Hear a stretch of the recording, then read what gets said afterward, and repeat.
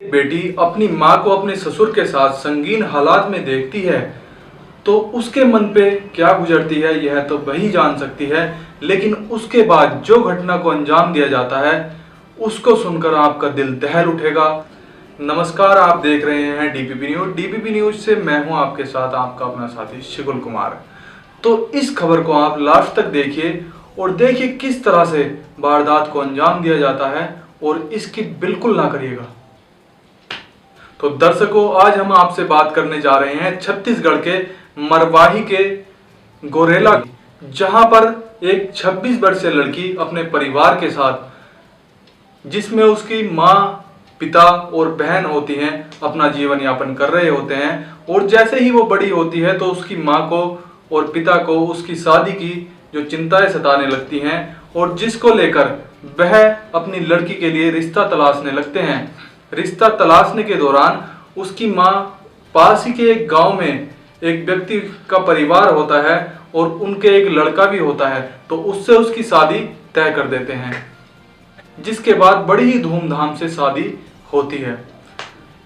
और शादी होने के बाद लड़की जैसा चाहती थी उसको वैसा ही पति मिलता है।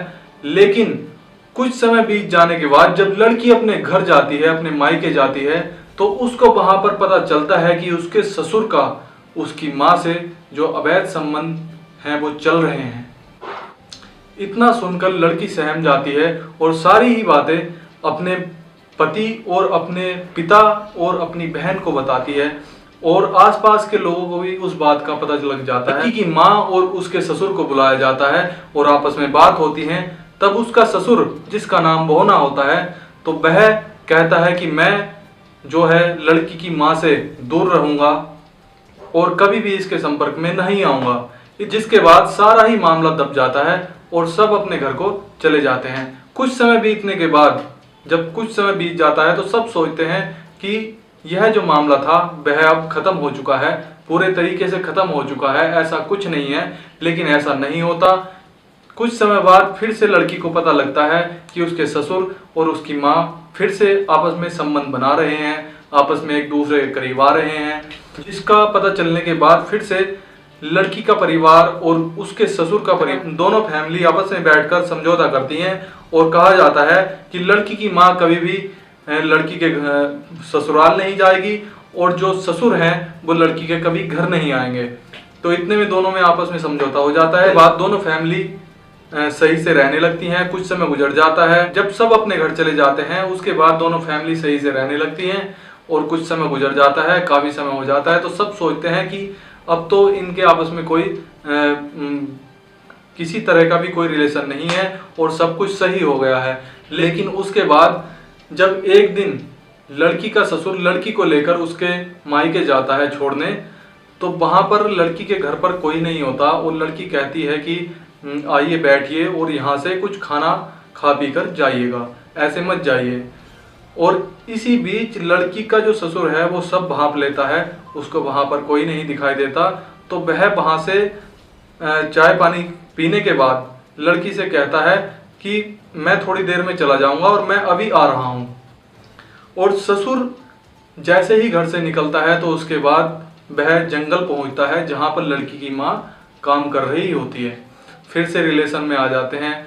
लड़की को जब माँ अपने घर नहीं देखती तो लड़की को शक होता है और लड़की वहां से दौड़कर जंगल जाती है जहां पर वह दोनों थे। तो लड़की खेत में जाकर जब देखती है तो वह दोनों संगीन हालत में उसको दिखाई देते हैं। लड़की वहां से दौड़कर तुरंत वापस घर आती है और घर से एक धारदार हथियार लेकर फिर से खेत की ओर दौड़ पड़ती है।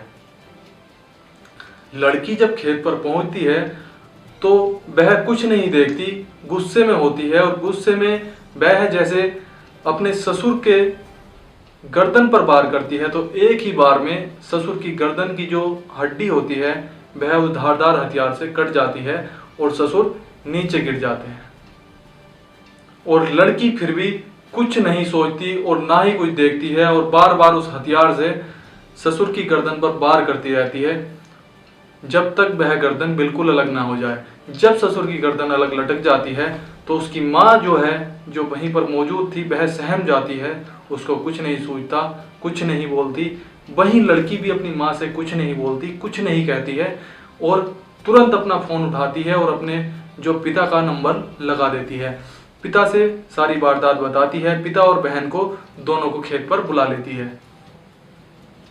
वहीं उसके बाद पिता संग मिलकर दोनों बहनें और उसकी माँ भी उसका साथ देने लगती है और जो ससुर को मारा था उसको बोरी में भरती है और उसी बोरी में कुछ पत्थर भी डाल देते हैं और उसको ले जाकर पास की ही नदी में डाल देते हैं, जिससे वह लाश ऊपर ना आए।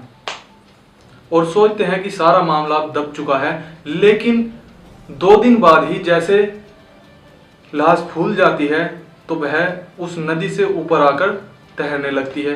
तो ग्रामीणों को जैसे ही लाश दिखाई देती है तो ग्रामीण तुरंत ही पुलिस को उसकी सूचना देते हैं और पुलिस आने के बाद जैसे ही लाश की तफ्तीश करती है तो पता चलता है कि यह इनके रिश्तेदार थे। और उसके बारे में जब पता चलता है तो पुलिस को शक होता है कि इसी मीनाक्षी ने अपने ससुर की हत्या की होगी।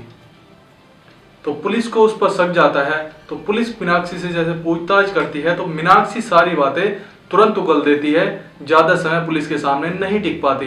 मीनाक्षी सारी वारदात बताती है कि ऐसे ऐसे मेरे ससुर के मेरी माँ से संबंध थे और मुझको ये अच्छा नहीं लगा, 2-3 बार पहले समझाया भी, इस बीच में हम में विवाद भी हुआ। तो ये सारी घटनाएं जब पुलिस को बता देती है, खुलासा होने के बाद पुलिस उनको वहां से ले जाती है और जेल भेज देती है। सभी को पुलिस इसलिए पकड़कर जेल ले जाती है क्योंकि वह सभी उस मर्डर में कहीं ना कहीं हिस्सेदार थे, उन्होंने उसकी मदद की थी। तो यदि वह उसकी मदद ना करते और समय रहते पुलिस को सूचना दे देते तो शायद उसका परिवार बच सकता था, लेकिन ऐसा उन्होंने नहीं किया, मामले को दबाने की कोशिश की, जो कहीं ना कहीं एक गुनाह उन्होंने किया, जिसके लिए पुलिस उनको भी ले गई पकड़कर और जेल में डाल दिया। अब आप भी हमें कमेंट कर जरूर बताइएगा कि क्या इसका सिर्फ यही एकमात्र सल्यूशन था, क्या किसी और तरीके से मामले को सुलझाया नहीं जा सकता था, क्या हत्या कर देने से ही मामला सुलझ जाना था।